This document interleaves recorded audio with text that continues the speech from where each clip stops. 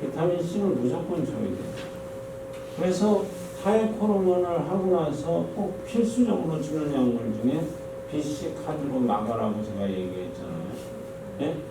비타민 B9, 비타민 C, 칼슘, 아연, 마그네슘이 한꺼번에 들어가야지만 보식 기능이 올바르게 해주고, 보식 기능이 떨어지는 것은 스트레스를 주로 많이 받았을 때 가장 많은 스트레스가 보기 싫은 사람하고 같이 지내는 때가 가장 스트레스를 많이 받는 거예요.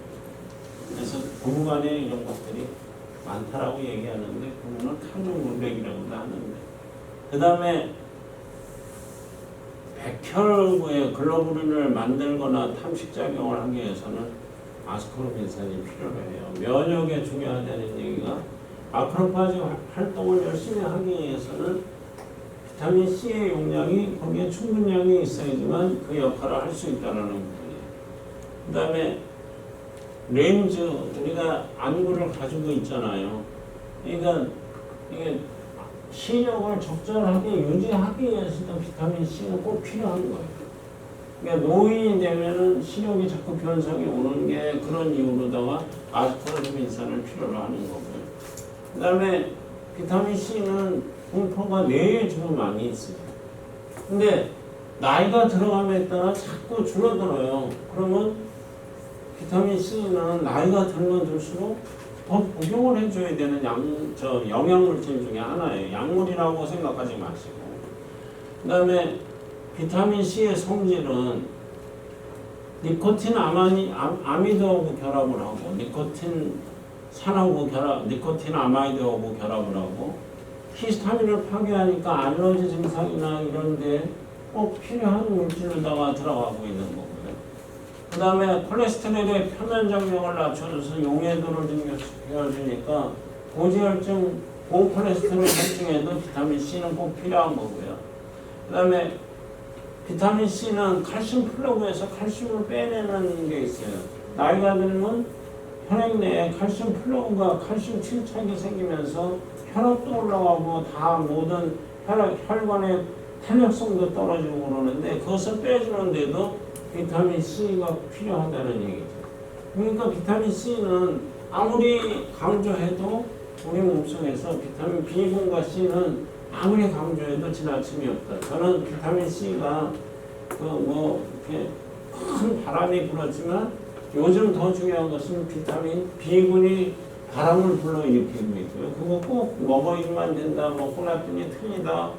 산을 올라갔는데 그걸 먹고 난 거 하고, 액티브인가 뭔가 그걸 먹고 난 거 하고, 안 먹고 난 거 하고 틀리다. 이런 것들을 얘기를 하고 있어요. 지금 이제 보면은 이제 붉은 증상이 나타나는 분들이 꽤 보이네요. 이제 우리 김 박사님도 못 믿는데도 그렇고 이렇게 보여요. 네? 그런 것들은 뭐냐면 모세혈관 확정작용이 일어났기 때문에 나타나는 거예요. 근데 그 증상이 더 심하게 나타났다는 얘기는, 오래 간다는 얘기는 지역성 비타민이 내가 모자라다라는 얘기를 반영해 주는 거예요.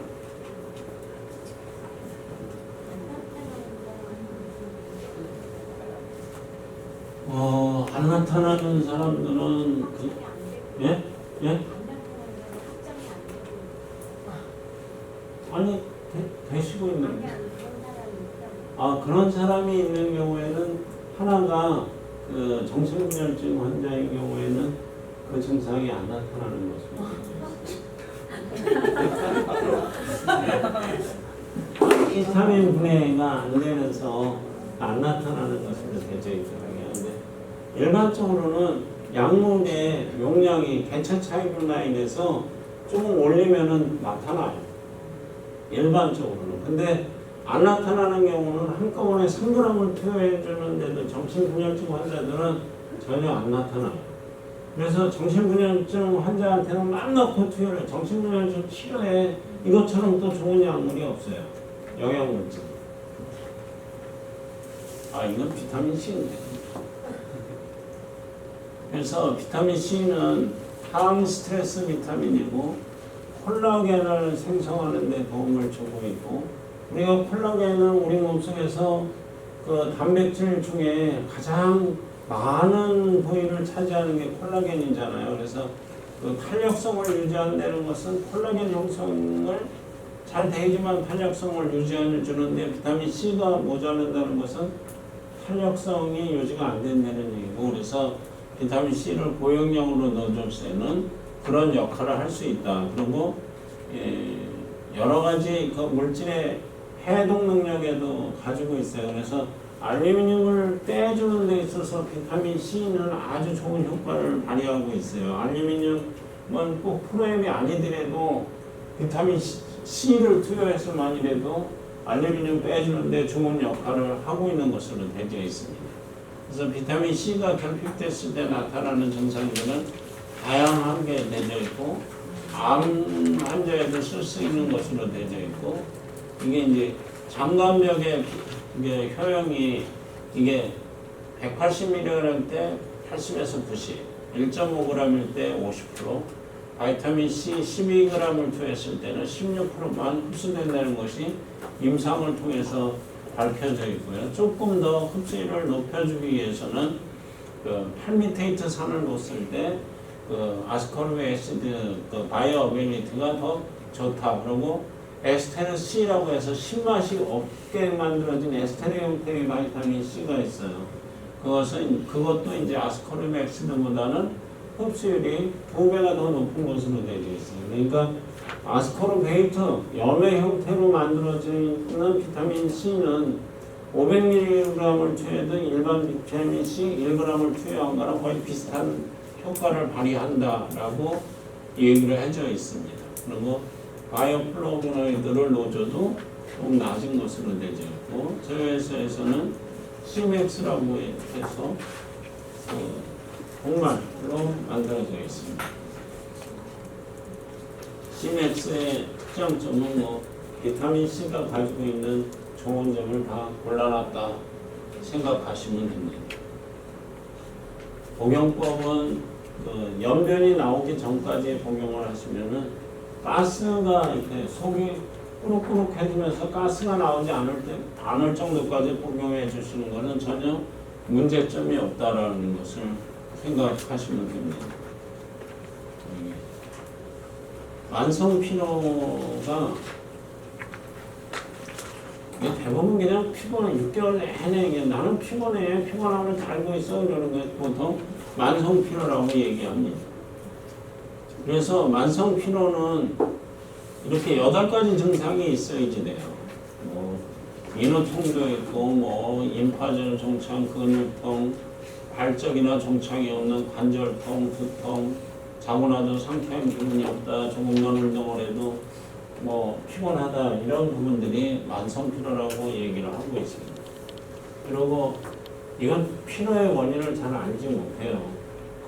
검사를 해도 잘 모르는데 이제 피로의 원인을 요즘은 이제 찾아내고 있죠. 중금속 같은 것들이 오염되고 있을 때는 이게 피로가 나타날 수 있다는 얘기죠. 그리고 만성 피로 환자는 다양하게 위장에, 동통에, 심폐에, 신경에, 성에 이런 다양한 증상을 나타나게 되는 것들이 우리가 일반적으로 만성 피로라고 얘기하고, 피로의 원인이 질병에서 나타나는 2차적 피로, 우리가 어떤 질병을 갖고 있으면서 나타나는 만성 피로가 있거든요.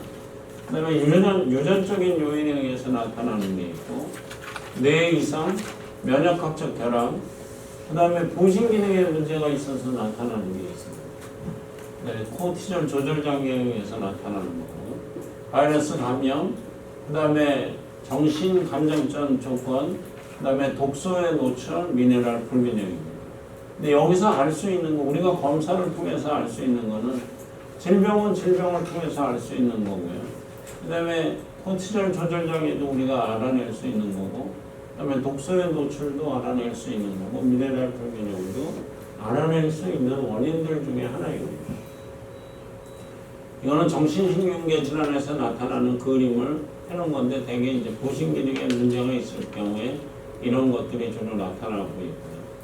원인 질환을 2차적인 질병이 있을 때 이제 피로, 2차적인 피로가 데드 타이어드, 죽을 만큼 필요하다, 만성 피로, 뭐 이런 식으로 얘기를 하는데, D, 우울증, E, 생활 환경이나 습관, A, 불안장애나 빈혈, D, 약물 중독, T, 갑상선 질환, I, 인펙션, 불면증, 루마토이드, 그 다음에 심내막염과 그 다음에 또 당뇨 이런 것들이 2차적인 질병으로 처음에 나타나서 나타날 수 있는 것들이니까 이런 것들을 미리 잡아주는 것이 더 중요한 거고요.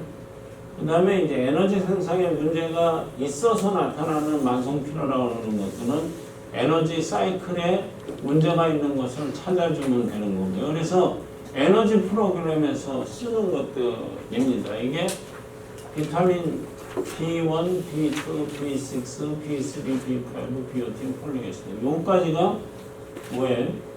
비컴플렉스죠. 예? 만성 피로 환자가 무조건 비컴플렉스를 기본으로 들어있습니다. 그 다음에 마그네슘 들어가고요. 그 다음에